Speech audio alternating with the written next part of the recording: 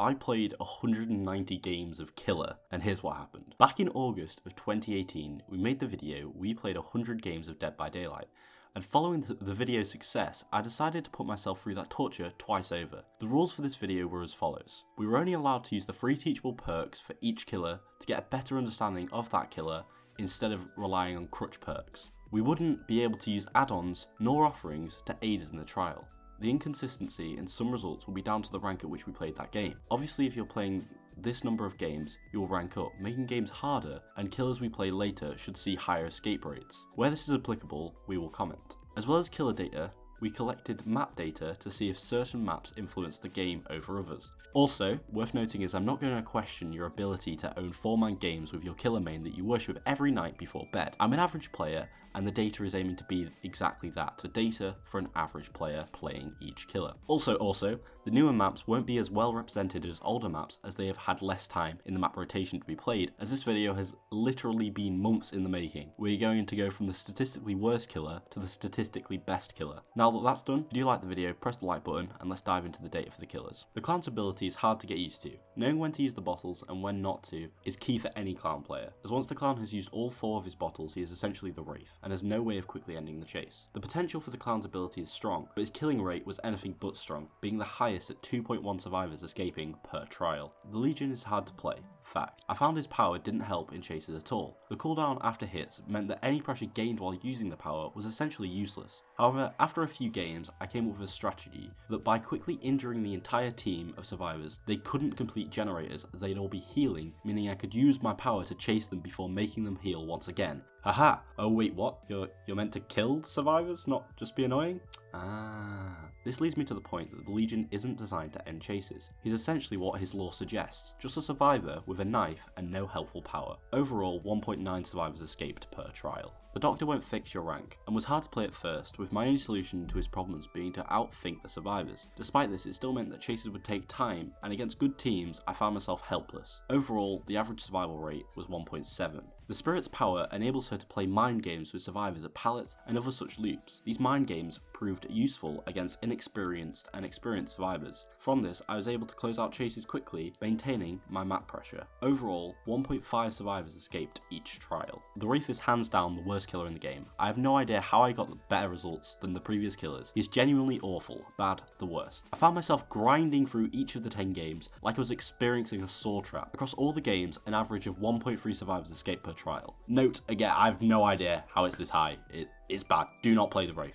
The Cannibal was one of the most fun killers to play, and if you've got a spare £4 laying around, I would definitely recommend buying this killer. His ability to insta-down survivors, paired with the ability to instantly remove pallets while in the chase, makes him a strong killer. However, the stats for him were mediocre at best. His average was 1.3 survivors escaping each trial. Ghostface brings a different dynamic to the game with his stealth ability. By using his ability, I was essentially a tier 1 Michael with tier 2 speed. This meant that I could sneak up on players, however, I found that the crouch aspect of the character was essentially useless, as survivors in third person could easily spot me before I could really perform the stalk. The main issue with the Ghostface is that if survivors look at you, your power cancels, and the chase begins with the survivor not being in the exposed state. On average, 1.3 survivors escaped each trial. The Demogorgon has 2 parts to his power, the first allowing him to set portals across the map, which I found hard to properly benefit from, as I found survivors could easily dig them up before I could react. The second power is the Shred ability, allowing the Demogorgon to charge forwards to catch players off guard at pallet. I found this ability very useful, as players couldn't react in time, allowing me to land a cheap hit. Both these abilities synergized well, as Shred had the potential to end chases, while the portals allowed a form of map presence. On average, 1.1 survivors escaped.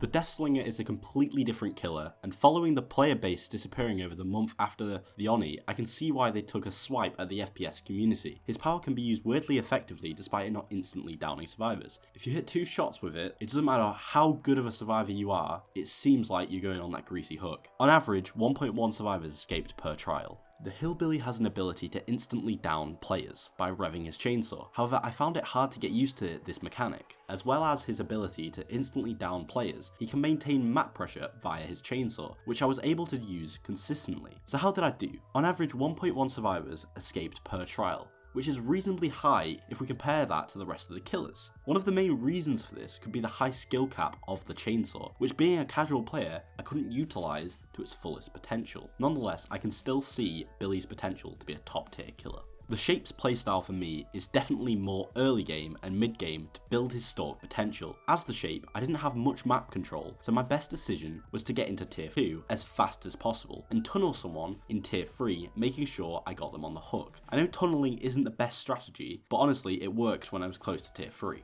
In a chase scenario, the Shape can be pallet looped quite easily, leaving him to either play mind games or just force the pallet drop. Anyways, on average, 1 survivor escaped per trial. The Plague's ability is sick. I found that it gave the Plague a certain power in the trial that no other killers had, as it had 2 stages to it. The first allows her to maintain pressure on the trial, and the second allows her to down survivors easily. Overall, the Plague had an average of 1 survivor escaping per trial. The Hag has a campy playstyle, so it makes her great against salty survivor friends. Although at first her power just seems like a way to teleport to hook survivors, you can also use it in the chase, as demonstrated in How to Play the Hag. Cough cough. This makes her similar to the Nurse, just a lot more situational. That being said, she has a fair amount of map control, but without leading survivors into her traps, it makes it tough to end a chase early. This meant that our average survivor rate was 0.9 escaping per trial.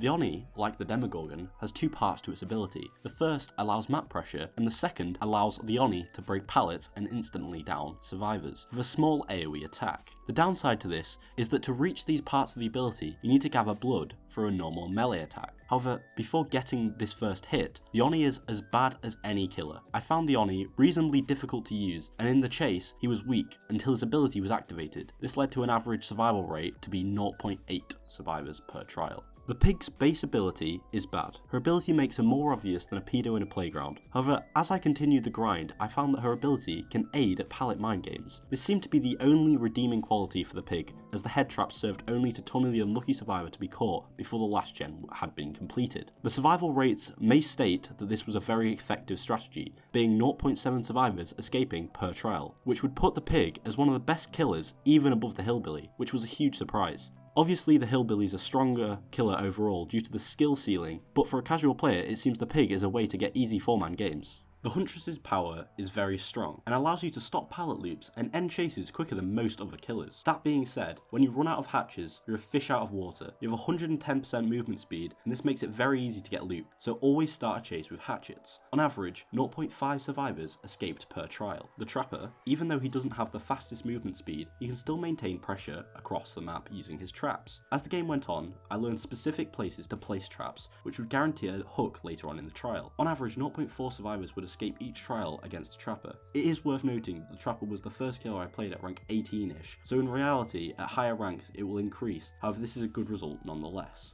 The Nightmare. Note, I started playing the Nightmare after his buff, and my god has it helped him. His ability enables him to keep map pressure on while in a chase, as he can fake teleporting while in a chase. His traps also enable him to slow survivors and can be placed with no loss of movement speed, so you can place them during the chase, forcing survivors to walk into hard loops, gifting you a hook. On average, 0.4 survivors escaped per trial. The Nurse is one of the most fun killers to play, and one of the best if you can master it. Although I do not claim to be a master at the Nurse, I still have a good grasp of her blink range and timings. This made the Nurse games quick, enjoyable, and relatively easy. On average, 0.3 survivors escaped, making the Nurse statistically the best killer in Dead by Daylight for a casual player. So on average, over these 190 games, we found that the best map was the Red Forest, with an average of 0.5 survivors escaping per trial. The worst map we found was Mount Ormond, with an average of 1.6 survivors escaping per trial. So that was, I played 190 games of Killer, and here's what happened. It took a while for us to do, so if you did enjoy it, hit the like, and